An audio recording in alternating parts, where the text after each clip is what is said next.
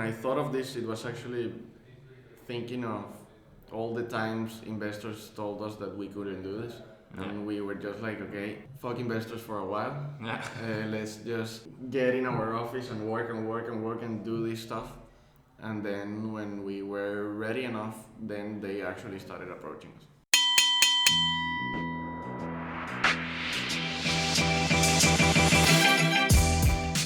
Hi, and welcome back to another episode of Startup Stories, brought to you by the Nerd Entrepreneurs. It's nice to have you back. I'm so excited to bring you this episode, for which I've traveled up north to the Nordics to Denmark to talk to a small startup that is doing something in the biotech industry. What they're doing is quite amazing. The company is called Kaffe Bueno, and the team extracts valuable oil from used coffee grounds and sells it to cosmetic, food, and pharmaceutical companies, among others, for half the market price. The startup has patented 2 technologies, has deals to collect used coffee grounds from major companies around Copenhagen, and will be expanding to France and Germany in the next few years if everything goes as planned. I'm really excited to share this with you. Enjoy.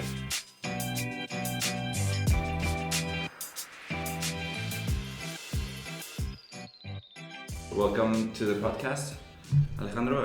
Very nice for you to take the time and share your story with our listeners. I'm super excited because it's the first time I'm in Copenhagen and recording. So Nice. We've been recording in Switzerland mainly, but now we're expanding. And I've been looking forward to this interview because of your concept of what you do, which we haven't had before on the show. So maybe you could share a little bit about yourself.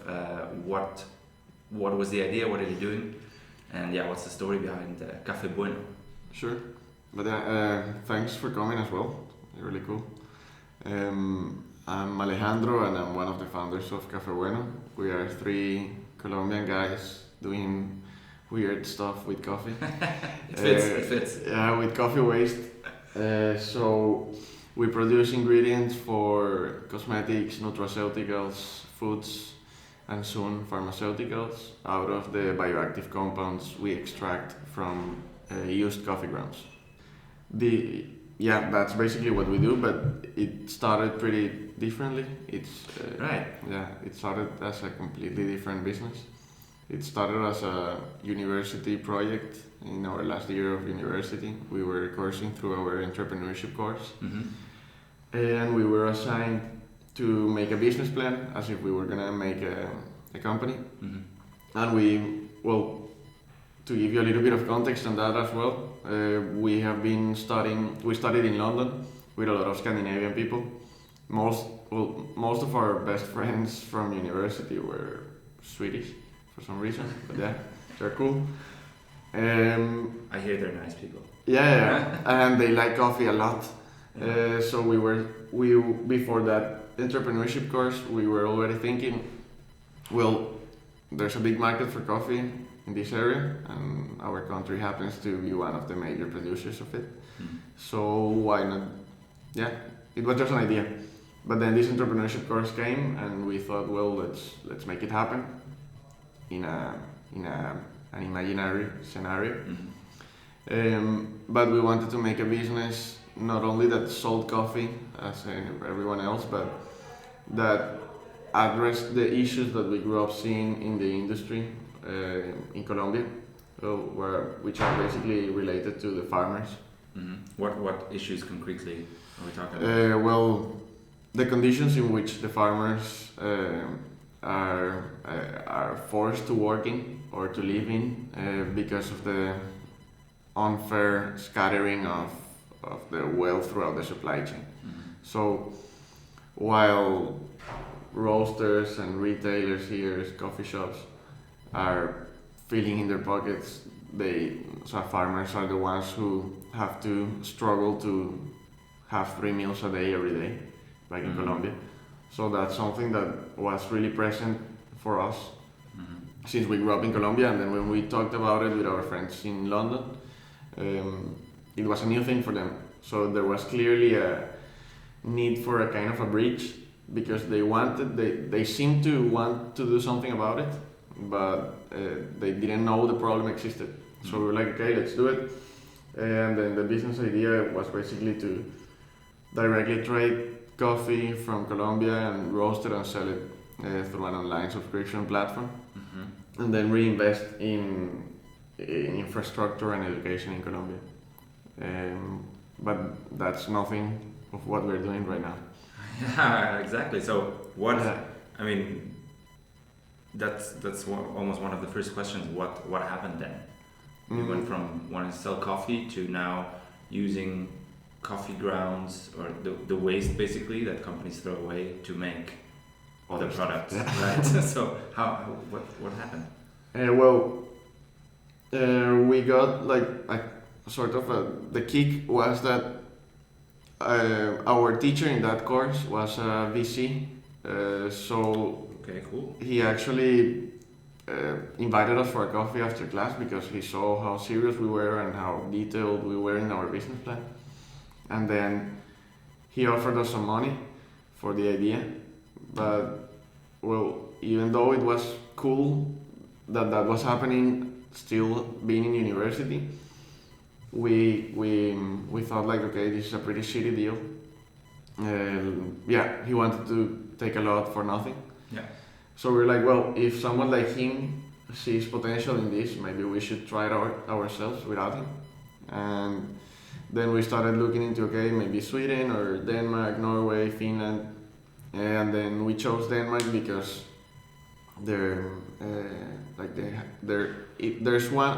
it's one of the highest consuming countries per capita of coffee, although Finland has more.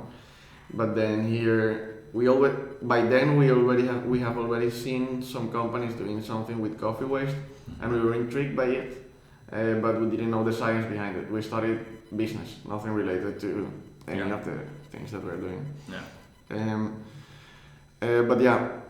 And then we also saw that there were a lot of biotechnology investments going on here in Denmark, and that the recycling culture was pretty strong.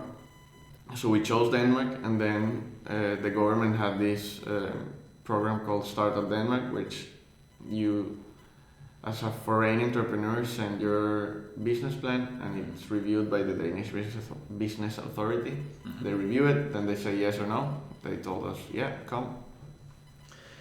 And basically, long story short, we came by the end of 2016, early 2017, we started selling coffee during the day. Then during the night, we were studying biochemistry to learn more about what the fuck can we do with with coffee waste. How do you start that? How do you say, okay, we know nothing? Because that's one point I saw. You're 3 business founders. We've talked to another startup who also they were both in car companies, but they were both business students, and I'm doing something with another business student, and we also often have the question, is that the right setup to start? Everyone's like, oh, you need to have a diverse team. How did you get that knowledge? First of all, I think that's the beauty of business. You can get into anything after. It all depends of, you can know the technical stuff, but if you don't know how to make money out of it, it's gonna be quite difficult to survive. But that's another thing. So we got the idea to start learning about it initially because we have always worked, or for a long time at least, in the coffee industry, and we have worked in different parts of the supply chain. One of them being roasting and brewing and even the production. And there's a lot of chemistry inside that. So we already knew a lot of the composition of coffee and how does it react to different environments and so on. So while we were learning about especially roasting, about the different chemical reactions that coffee goes through, we knew that it was composed of antioxidants, essential fatty acids, proteins, sugars, sterols, a lot of really good healthy compounds, and we wondered like why why is this not being taken advantage of? And we thought like, okay, would this still all of this be there after coffee is consumed? And also one parallel question was, what happens to all of this coffee waste? Like after people throw it away, what happens to it? So we found out that all the things that make it so healthy is actually the things that make it so harmful to the environment. When coffee is consumed, it goes most of the times to a landfill, where it decomposes and generates methane, which is a lot worse than CO2 for the environment. Yeah. So we thought like, okay, how can we make the most value out of it? And then we found out that the oil is the one that traps most of the bioactive compounds that are really good. And we also found out, this was just like, when I say found out, like we were just curious and Googling stuff. Yeah. And we found Scholar Google Scholar, and found a lot of already done research by scientists, but it was, so that's the thing with business. Scientists make a research, and once they prove it, cool, it's proved. They're happy. That's done. Yeah. Then we saw that and we're like, let's do something with it. Yeah. Because it's such an undervalued resource. It's stupid that we have been looking at it as a waste for so long. But then we also realized we are probably not the first ones to find this. Why is no one else doing it? And we found out that many companies around the world are recycling coffee, but they are using it for compost or for biofuels, for low value products, because after coffee is brewed, or after you make a cup of coffee, what you throw away, it's full of water. Yeah. And it develops mold and bacteria within a couple of hours. Okay. So that compromises the quality of the consequent products. Yeah. So we created this drying system that we put in the collection points. You put the grounds there, it dries it up, and basically it prevents the mold and bacteria to grow and preserves all the bioactive compounds and reduce the logistic cost by like 60%. How did you build that? 3 business students. Also asking Google the right questions, and then it's all about that skill. Yeah. Asking Google the right questions. But it's basically using existing technology in a different way. And that being Juan, one of my partners, he's taken the lead on all the technical aspect. Yeah. Like we all know all the things that we need to know, but he's the one that got more into the development and the research and the biotechnology. Yeah.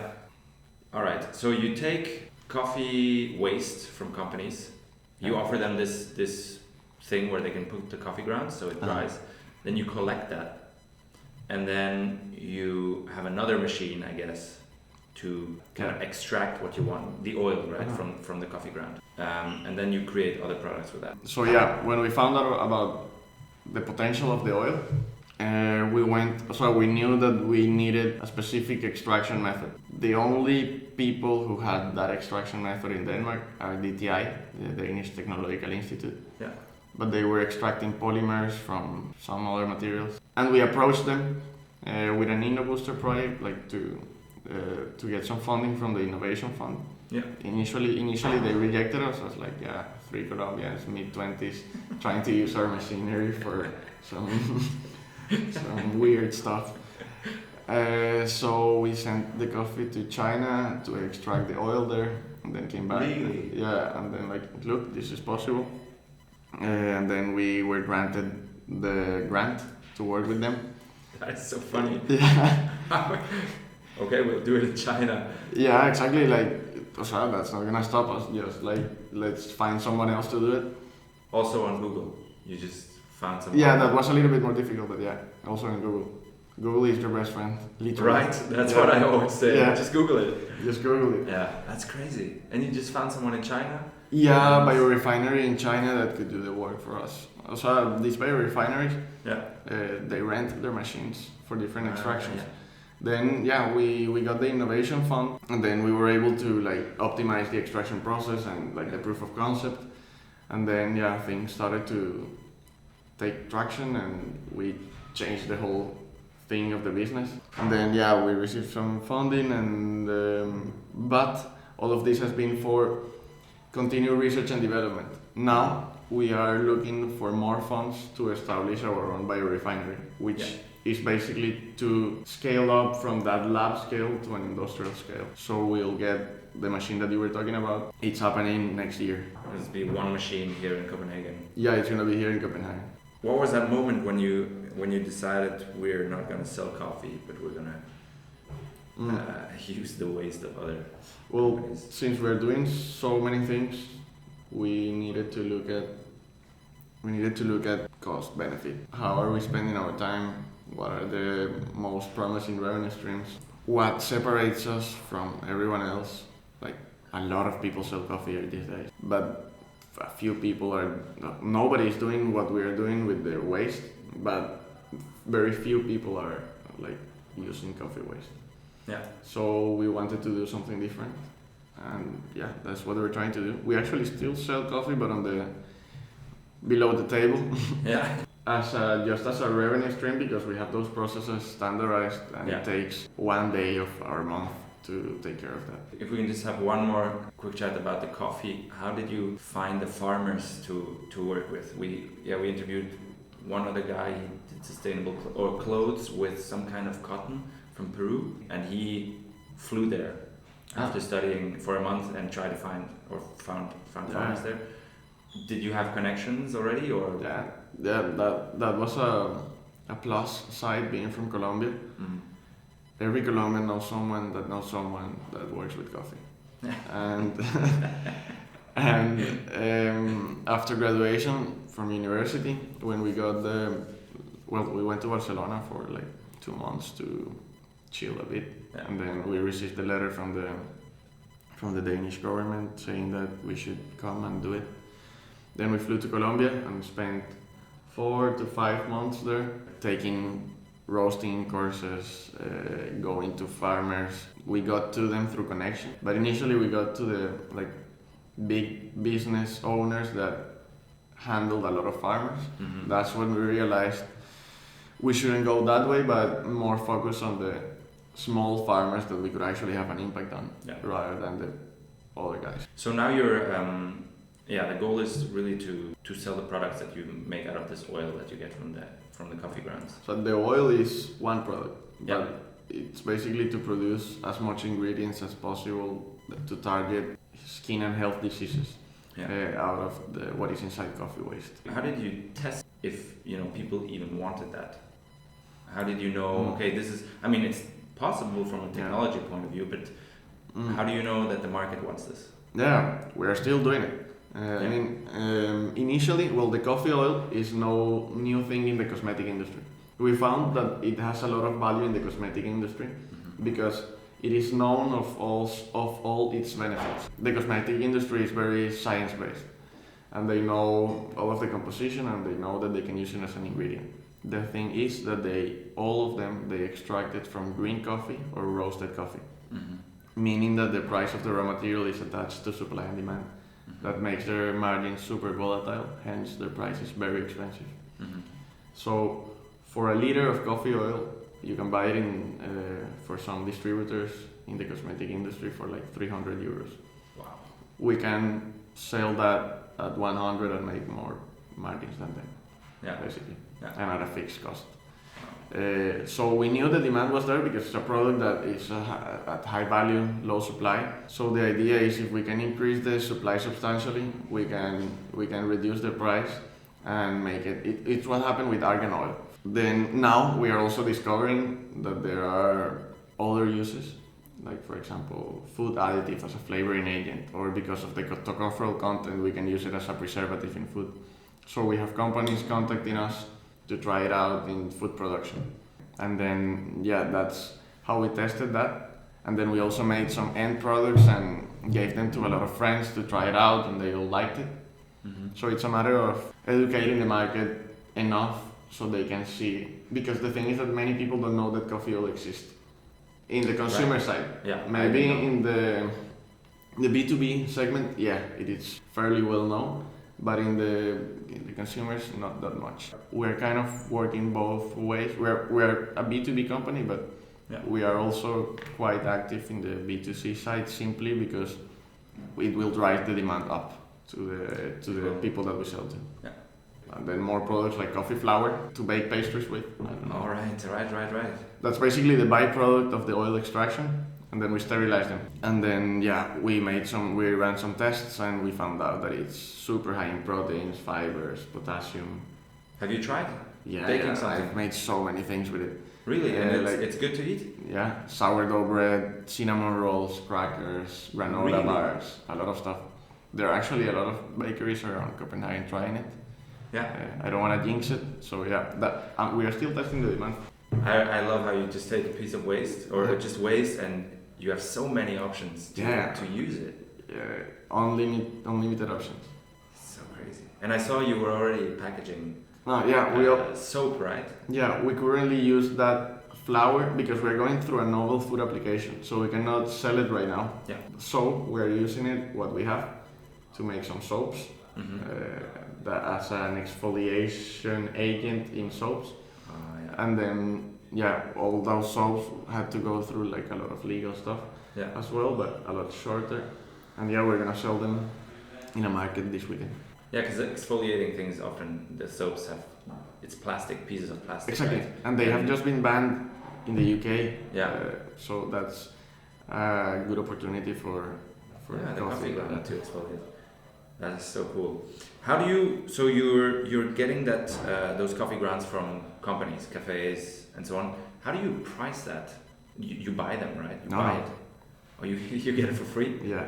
So we are reducing their waste management costs. So for example, you're taking it off their hands. Initially, we wanted to recycle from coffee shops, but then we realized we needed to focus on big companies because we need to collect as much possible of the less amount of venues. Yeah. You know what I mean? Yes. Initially we were biking ourselves and collecting from the coffee shops every day. But now we're in this stage of looking for the funding, and when we have the refinery ready, we have some agreements with like big hotel chains that they produce shitloads of coffee. Yeah. A lot of tons of coffee a year. And we just collected, imagine that 10-15% of their waste management costs relate directly to coffee. If we take that away from them for free, or we offer a free recycling service, we are actually, in theory, reducing the amount of times that their waste management company has to come for their waste. It sounds too good to be true. No, it sounds good to be. It sounds good now after we have thought of everything. Well, not everything. I'm sure we're gonna find more challenges, but for us to come up with all of this in the first place was quite difficult. Yeah. Because you usually have some benchmarks, what other people are doing and so on. But trying to do this, we were like, okay, what? So we needed just to think. Yeah. How many liters or kilograms of coffee grounds do you need for, I don't know, one of your products? Well, we don't make end products, but to answer that question, it's 10% of we can extract 10% of the coffee's weight in oil. Okay. We are, hopefully next year we'll get a little bit higher yield. Yeah, and I mean you shortly mentioned the pricing, that you can reduce the price of coffee oil, the market price for now. How are you planning to price it? You're coming in with a new production process for that oil? Yeah. What's your strategy? So our strategy is that we have substantially lower costs than all of our competitors. Yeah. So we have the luxury of being able to price it very much cheaper. Yeah. So you're going cost based, and then you say we want a margin of X%. Yeah. Or are you going market prices? No. That, and we're gonna go right below that. We're actually going 70% cheaper than the. So we're not going cost based because thankfully, our costs allow us to go a lot higher than our costs.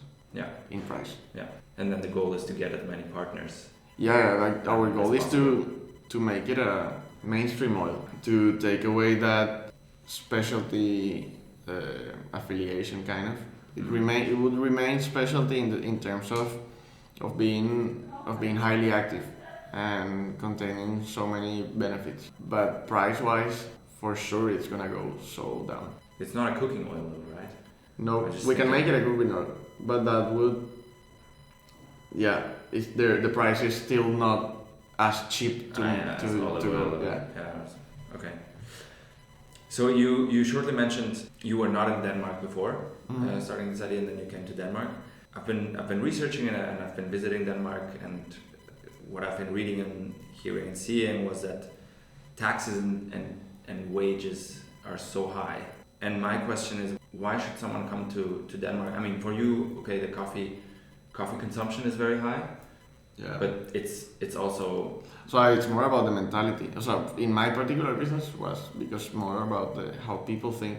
People here have all their basic needs covered. They are able to think beyond what's in front of them.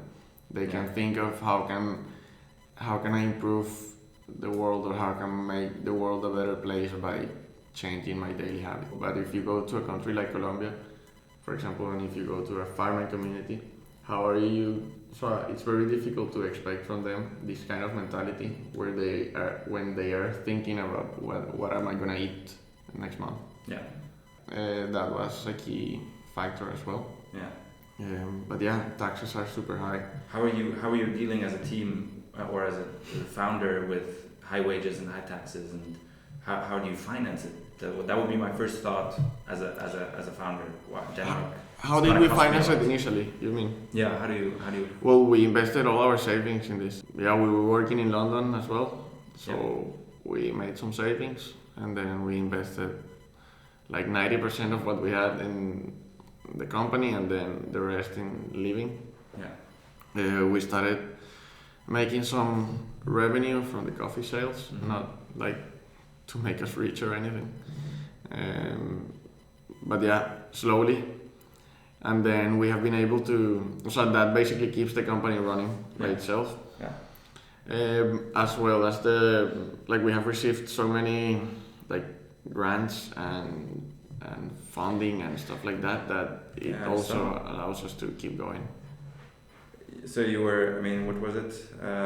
July 2017, a grant by the Danish Innovation Fund. November 17, winners of Biomass Innovation Competition. So yeah, that's on your side. Yeah, that's true. Yeah, and then the July was what I talked about initially, the innovation fund. That was in a very good timing because the company. So we were already like thinking like, okay, can we do this or not? Yeah. And then we received that, and it was like good. Then in November, that prize. So we received some money from it. Actually, very decent money, but it was more about the credibility that it gave us. Because like last year, nobody knew us here in Denmark. Yeah. So we were just 3 random Colombians trying to take people's waste and do something with it. And so there's like a trust barrier. Yeah. And winning all these prizes basically makes people and businesses not only know about you, but trust your work. And from there on, more things have happened that have helped us. Yeah, I know that it doesn't seem long. You say, I've been working with my friend on our own ideas since August. It's only five months, but it feels so. It's such long hours. Yeah. And it's ups and downs and ups and downs. So one day you feel at the top of the world. The next day you feel like you don't wanna do anything else. Yeah. Yeah. I had this within the day. Yeah. In the morning it's like, wow, super cool idea, and in the evening it's I was like that yesterday. Like in the morning I was so motivated, and then by the afternoon some things happened, and then I was like, fuck. Yeah, that's the roller coaster. That's just part of it, but yeah, it's. I think it's it's better than just being in a computer in a 9 to 5 job. Right. Yeah, which also you spend a lot of time in the computer, but in a different way. Yeah, but you know why you're doing it. Yeah. It makes sense for you. So, growing and scaling, what's the plans? You're working on the technology. I mean, you could have the possibility to franchise it, to license it. Do you and your team have any thoughts on Yeah, that, so, how to grow that? yeah, like I guess you're talking about the drying system. Yeah, the drying but system. yeah, that's I don't know if the extraction as well. no, the extraction is nothing new, but also we are patenting that drying system, but we're also patenting the way in which we process coffee waste, which has never been done before.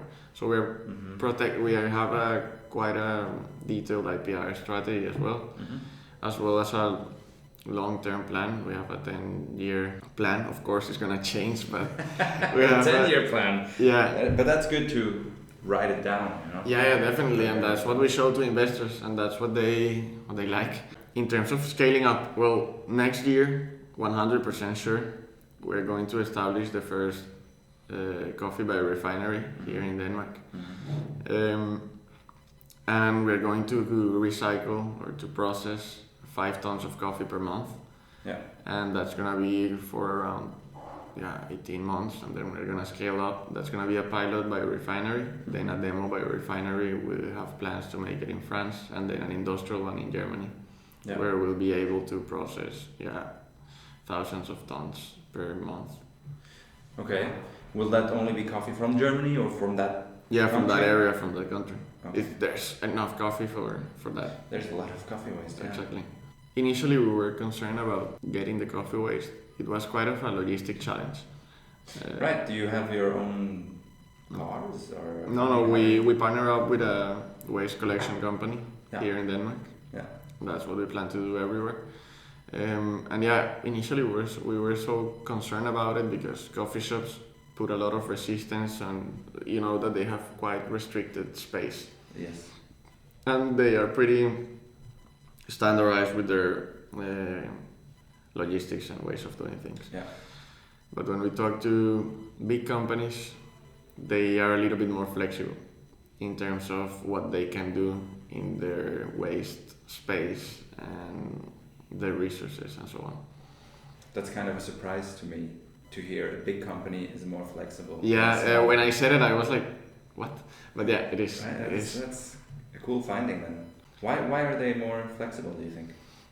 Well, in this case, it's because, we can look at it a very specific way. A coffee shop has, 40 square meters to work in. Yeah. And those 40 square meters, a lot of people have to sit in, and then you have to work in a space of 2 square meters. Yeah.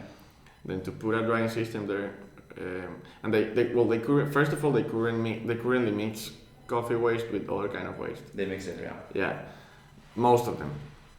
And then, putting another bin, and then also telling their baristas to change the way of how they throw things. It's gonna make it and if you have 3-4 baristas in one day, somebody's gonna fuck up, 100%, even if they don't want to. And then they also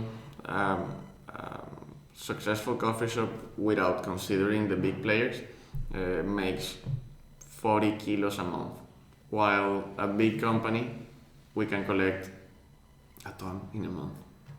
Okay, but a big company is not selling only coffee, right? It just has more customers coming in drinking coffee.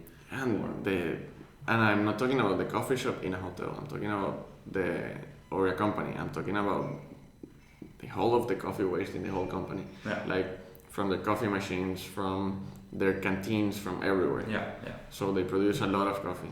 From the hotel chain that we have partnered up with, they consume 25, 22 tons per year. We need just 2 more partners like that, and we have fulfilled the capacity of the machine. Yeah, the whole waste management of companies, how they do it. We're gonna interview another startup who also attacks that. There's too much food waste. Yeah. And so they want to analyze what's gonna be thrown away. What's the name of the company? Kitro. Okay. I can connect you. Cool. Yeah. There's a lot of cool companies working with food waste in different ways. Yeah. Here in Denmark, and I know in another, like a lot of other places. Yeah. It's soon becoming the standard. Yeah, I hope so. What was your biggest challenge and your biggest learning? If you had a group of young entrepreneurs here looking up to you and asking. Building something out of nothing. So everything. So the whole story. Yeah, I mean, not having a scientific background, definitely not only a challenge in terms of learning, because like we knew we could learn just by reading. Yeah. But then when talking to an investor, they are like, you don't have a science background, how are you gonna do this? And we're like, science is available to everyone who asks. Yeah. But yeah, it kind of creates a barrier. Then coming to Denmark as 3 guys who have never been in Denmark before, network was definitely a challenge. We are social guys, so we made connections. You're Colombian. Yeah. That's on your side. Yeah, right? we met a few people, and we are still meeting a lot of interesting people. Another challenge, the whole logistics thing. It's and well, as every other startup, money is always a challenge. I don't know what you mean. Money? What's that? Exactly. What the fuck is that? And key learning. I made a presentation for Oikos. Yeah. And they made me do a thing. I know this probably you have read it a lot in a lot of entrepreneurship blogs and so on. It's very cliche, but it's very true. Then it's good that we say it. Yeah. Don't be afraid to fuck up. Yeah. Like, you fail a lot, more than you win. Whatever you see in like social media and all of that, that's just a mask. But like on a constant base, on a daily basis, you are fucking up. Even like small or big, doesn't matter. But every little thing makes you learn something new. Yeah. So yeah, I think the key learning is simply don't be afraid to fail and learn. Yeah, that's something I think that's. I mean, we talked about it in one of our first episodes that maybe the word failure is not good because it's not failure. It sounds like very negative and like you don't get anything out of it. But every time you learn, so yeah, exactly. It's not really a failure. Like I never, for example, if I'm trying to close a deal or something, and then I use the wrong approach, and then that might have compromised the deal. Yeah. You would consider that a fail, of course, but then I'm like, okay, next time I know what to not do. Exactly. And it works pretty well after. Yeah, you get better and better every time. Also, something pretty key is like never think that you know it all, because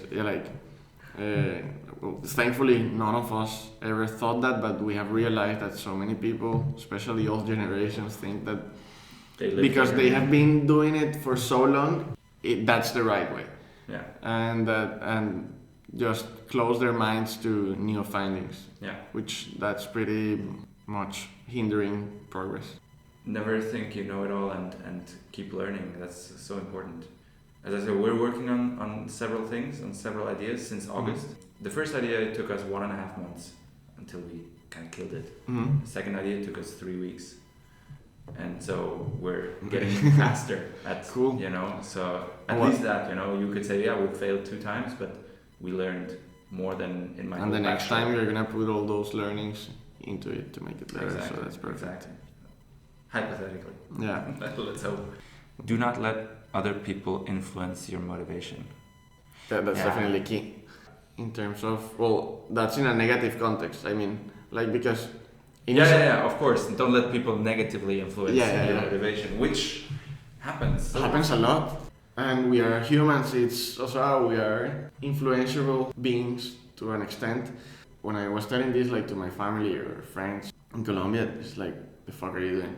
You're gonna go to your family and friends, the ones that are exactly. support you here. They're like, it sounds amazing, but this thing can go wrong. This blah blah blah blah blah. Instead of like this thing can go right. Yeah. It could be a success, and it's always like basically to sum this up is don't get demotivated because people cannot see what you see. And even I see it, even small things, when I tell someone the idea and the reaction is, oh, yeah, that's nice.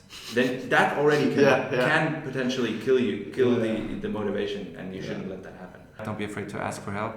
That is key. Yeah, you cannot do anything without other people. Yeah. Be organized. Yeah, that's a difficult one, but it makes you so much more productive and efficient with your time. How do you organize yourself? In a very freaky way. That's cool. I try to be consistent with my organization in terms of like your documents and stuff. Yeah, that's implied. You should be. Yeah. But then I think it's more important with your time and your energy. Mm-hmm. So how am I organized?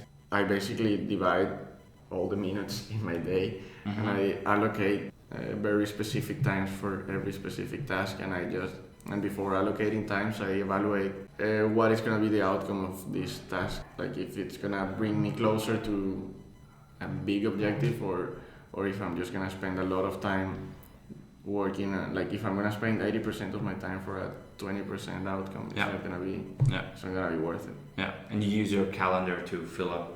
Yeah, my calendar is a very freaky calendar. Oh yeah, it's quite full. Just a matter of taking the time to organize yourself. Yeah, and stick to it. Yeah, stick to it. It's also difficult. I know those calendar things where you just don't stick to it. That's dangerous. I just gotta do it. I have just made a mental rule. If it's in my calendar, it has to happen. That's it. That's good. Yeah, it's just a personal thing. Yeah, and just stick to it. Think long term always. Yeah, I really agree with that. Yeah. But why did you write that down? Was there a situation? Because I know many people that they have this idea and it's cool, but how do you see it growing in 5 years? Or do you see a market for it? Or how many people do you see using it? Yeah. Or what's your end goal? And especially for motivation. Yeah. Like when I one of those like shitty days, if I have to motivate, like if you cannot motivate yourself in a shitty day, well, you're probably not gonna go anywhere. Yeah. So my key motivation is to envision what my long-term plan is, and just I have to do this task that I don't really enjoy, but how is that gonna bring me closer to my long-term plan? Yeah. And then it makes me do it happily. Yeah. Yeah. Yeah, I can really relate to that. I remember on our second idea that we tried, we had a day and it was really shitty because we looked at competition and we didn't have this long-term vision. And so we looked at competition and that just drowned us. We're like, oh no, there's so many people doing it and so many failed. And we realized the learning was you need to have a long-term plan or a vision or something that inspires you and that you really think should exist. And then these challenges along the way, these shitty days, they're just shitty days. Exactly. Yeah. You are just gonna see them as like, I just have to go through past this to my goal. That's it. Yeah. Just because it hasn't been done before doesn't mean it's not possible. That is a tricky one because there's a situation that hasn't been done before, and then you think, why did nobody do it? Of course. It has a lot of things to it. Or it has been done before, and you say, why am I the right one to do it better? Or But this was basically just thinking about how that helped us develop our stuff. Yeah. But you are definitely right in those points. For example, when we thought about why if there's value in this oil, nobody else is extracting it from waste if it's so much better, and so on and so on. But then we realized there was a bottleneck, which was the drying, which made the whole logistics very expensive. But we saw it as a challenge to get through our long-term plan. I think then you just ask the question. You're right. Why has nobody done that? And then you try to find that out. Yeah. Right. But and when I thought of this, it was actually thinking of all the times investors told us that we couldn't do this, And we were just like, okay, fuck investors for a while. Yeah. Let's just get in our office and work and do this stuff. And then when we were ready enough, then they actually started approaching us. So it was that was basically the reasoning behind this. Yeah. Impact without profit is not a sustainable business. That was because the presentation, it was... it was about social business. Social businesses, yeah. And a lot of people in social businesses think about the social aspect, and they see profits as evil. It's like, if you do profits, you are not social. Yeah. And it's like, why? If you don't make... So if you're not financially sustainable, you're not going to be able to help anyone. Really, yeah. All right. I think that's good words of wisdom. We have a few last questions that we always ask. Sure. Looking back, what would you do differently? Good question. I'm thinking of the times that we have tried things that didn't work, but then I wouldn't say I wouldn't have done it because you learned something. Yeah. Like we tried so many things like nitro coffee and coffee beers and stuff like that. Nice. But yeah, something that I don't really know what would I have done differently. I think everything that we have done has helped us in one or another way, really. Yeah, and get where you are now. Yeah, exactly. And it's not like we are the best or anything. It's simply like we feel comfortable where we are because of the things, either good or bad, that we have done in the past. Yeah. I think totally valid answer. It's really, if you have that mentality, right? It's a learning. Even a failure is a learning. Then you don't want to not have learned that. Right? Exactly. So exactly. I was thinking of so many things that went wrong, but I was like, I will do it again. Yeah. That helps you also live without regrets, right? Yeah. If you look at it this way. Are you hopeful for the future? Yeah, totally. The circular economy is basically the future. And if you want to get a little bit deeper, circular bioeconomy, bio-based economy, there will come a point where we don't have enough resources to play with, and we have to use what we have. It's already happening, but to a lower scale. Mm-hmm. And yeah, when we're out of those resources and people see that they have no alternative, then hopefully we will not reach that point. But I can see, like every day I'm talking to people that work in this field, and the solutions that they come up with are like out of this world, crazy cool. Oh, I need to talk to those people, and that's super nice. What's the last book, blog post, or video that you saw or read, and why would you recommend it to young entrepreneurs? I'm thinking of two. One really good book that actually helped me with the organizing my time and energy and effort. Winning Without Losing is this one. Yeah. Winning Without Losing. Yeah, okay. And then the catchphrase is like 66 strategies, blah blah blah. Yeah. Winning Without Losing. Also one called The One Thing. Have you heard about it? No. It's a pretty good book. It basically gives it's this one.